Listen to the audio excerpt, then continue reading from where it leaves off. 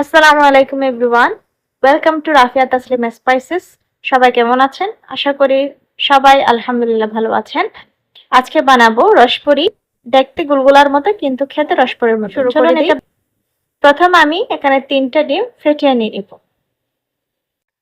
ভালো হয় ডিমগুলো আগে থেকে ফ্রিজ থেকে বের করে যখন নর্মাল টেম্পারেচারে চলে আসবে তখন ব্যবহার করা।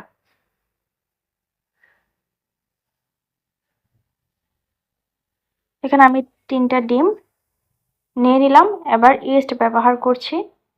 ইস্ট আপনাদের পরিমাণ মতো আপনারা ব্যবহার করবেন।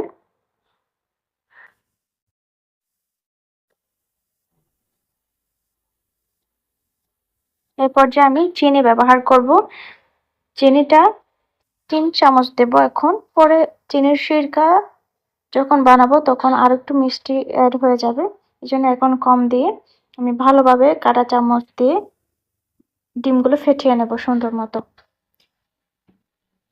চিনিটা একদম গলে আসা পর্যন্ত এটা আমি ভালোভাবে ফেটিয়ে নেব। সুন্দর মতো ফেটিয়ে নিয়েছি। এবার এখানে আটা দিয়ে দিব। প্রথমে আমি 2 থেকে 3 কাপ মতো আটা দিয়ে দেখব এটা কেমন হয়, যে মসৃণ ডো তৈরি হয়ে আসে কিনা বা এটা একটা শক্ত আঠালো টাইপের হয়ে আসে কিনা। এটা আমি প্রথমে মাখিয়ে দেখব।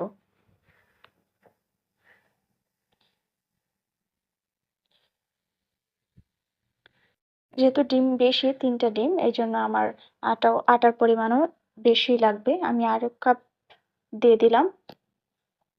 আবার মাখিয়ে দেখছি।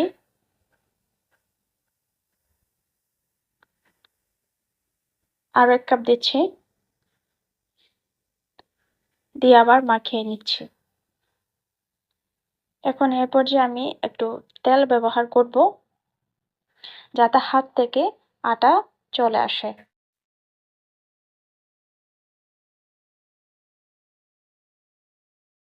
আমি আরো কাপ আটা ব্যবহার করব।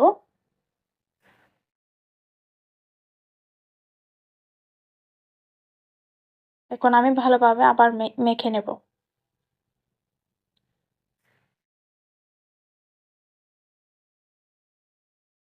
সুন্দর মতো মাখিয়ে নিয়েছি। আমার হাত অনেকটা ক্লিয়ার হয়ে আসছে।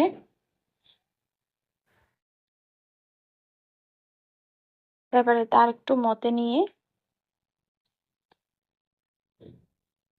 ঢাকনা দিয়ে এক সাইড করে রেখে দেব। 15 থেকে 20 মিনিট পর্যন্ত এটা আমি রেস্টে রেখে দেব। ততক্ষণ আমি চিনির সিরকাটা তৈরি করব। এখানে 1 কাপ চিনি আর ওই কাপ অনুযায়ী 2 কাপ পানি আমি এখানে অ্যাড করব।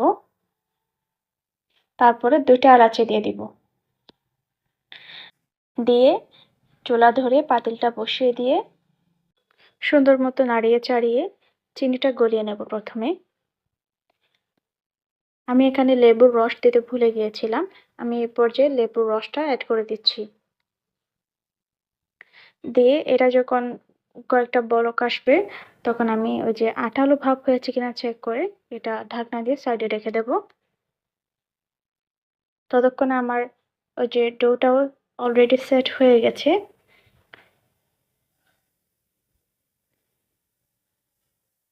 আর একটু হাত দিয়ে একটু চেপে চেপে একটু মথে নিয়ে আমি এখান থেকে ছোট করে করে লেচি কেটে নেব। কেটে এটা একটা গোলগুলা টাইপের, মানে গোল রাউন্ড টাইপের একটা শেপ দিয়ে দিব। এটা বেলে নিয়েও করা যায় কিন্তু হাত দিয়েও করা যায়। আমার হাত দিয়ে সুবিধা লাগছে এজন্য আমি এটা এভাবেই করে নিচ্ছি নরমালি। করে নেওয়া শেষে আমি একটা প্লেটের মধ্যে তেল মাখিয়ে নেব। ওই প্লেটের মধ্যে আমি লেচুগুলো রেখে দেব। এবার একটা একটা করে সবগুলোই আমি বানিয়ে নিয়ে নিব।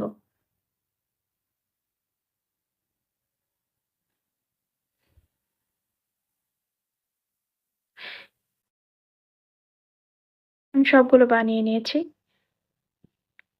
এখন এটা তেলে ভেজে নিতে হবে। এজন্য আমি দিয়ে দিয়েছি।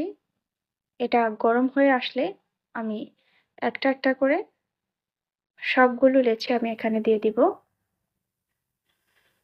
কড়াইতে যতটুকু পরিমাণ হয় ততটুকু পরিমাণ আমি এখানে দিয়ে দিব।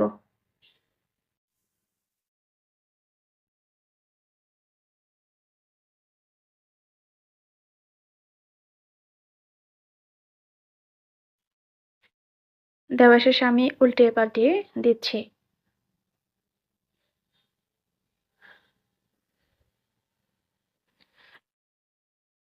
যখন এটা এরকম সুন্দর কালার চলে আসবে তখন উঠিয়ে নিতে হবে।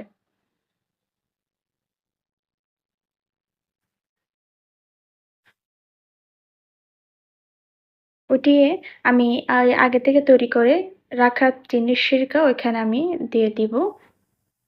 এবার চামচ দিয়ে ভালোভাবে নাড়িয়ে চাড়িয়ে দিতে হবে যাতে চিনির সিরকাটা ভালোভাবে ঢুকে যায়। আমি এভাবে নাড়িয়ে চাড়িয়ে কয়েক মিনিট রাখার পরে প্লেটে তুলে নেব।